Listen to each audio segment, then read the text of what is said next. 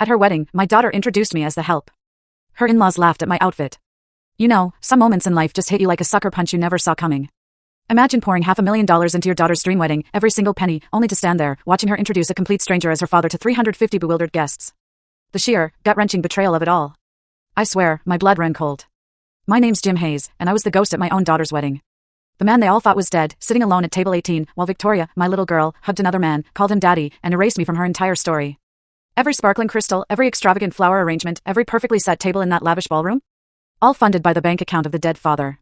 But here's the kicker, the one thing Victoria didn't account for in her grand performance, every single contract had my signature. Every payment came from my company. And I was still holding the final check for $340,000 that was keeping her perfect reception running. 26 years of raising her, 6 months of meticulous planning for her dream day, all culminating in one single, brutal moment of complete betrayal. What happened next? It shocked even me. And trust me, those snobby Greenwich socialites?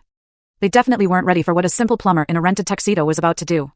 Before I tell you how this story ends, I have to ask, have you ever felt completely invisible, even in a room full of people celebrating something you made possible? Because that night, my daughter learned a very hard lesson, some bills come due in ways you never, ever see coming. It was Saturday, June 15, 2024. The Ashford Estate in Greenwich, Connecticut. I pulled my beat-up 2019 Ford F-150 into the valet line, right behind a parade of gleaming Bentleys and Mercedes. The valet kid, barely 20, looked at my truck like I'd brought a dead fish to a 5-star dinner. But he took my keys anyway, professional courtesy, I guess. My rented tuxedo from Men's Warehouse felt like a cheap costume, $89 for the day, while every other man there wore suits that cost more than most people's monthly rent. I could tell by the way the fabric moved, you know? You don't build a business for 30 years without learning the difference between quality and pure pretense. But they had no idea who was actually paying for their fancy champagne.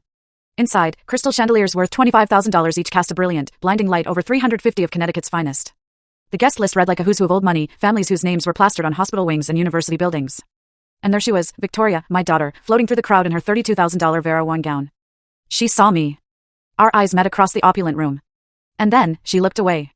A wedding planner, clipboard in hand, headset firmly in place, approached me. You must be Jim, she said, checking her list. Table 18. Table 18. By the kitchen door. Where the catering staff rushed back and forth. Where the sound system hummed with a slight buzz. Where families see the relatives they have to invite but don't really want to explain. That's me, I said, my voice feeling strangely hollow. Victoria, meanwhile, was at table 1, center of the room, spotlight position, with her new family, the Whitmores. Preston Whitmore III, her husband-to-be. His father, Preston Whitmore Sr., owned half the commercial real estate, and then watch the full story link is attached below.